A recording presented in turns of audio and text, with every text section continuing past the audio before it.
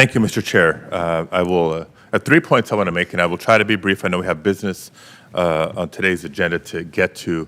And like Senator Lee, I didn't come in expecting or prepared to talk about what we're talking about, but I also can't sit silent as I observe a couple of things. Yes, we should be alarmed, not just at the leak, but at the substance of the draft opinion. Don't let concerns about a leak from the Supreme Court distract from the threat that the draft opinion that is now public represents.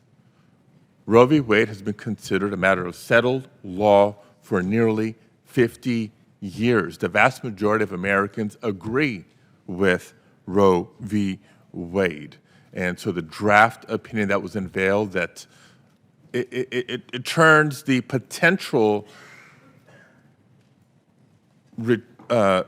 removal of those protections from a potential to an imminent here.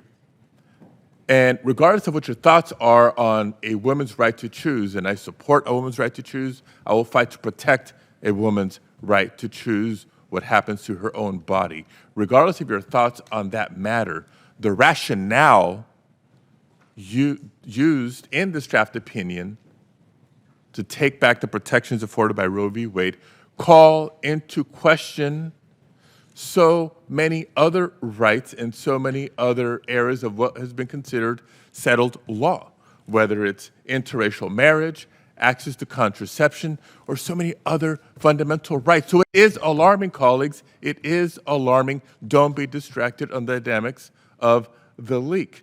Don't ignore the significance of the substance of the draft opinion. It's that passion that you see playing out on the steps of the Supreme Court and in cities across the country. That's number one.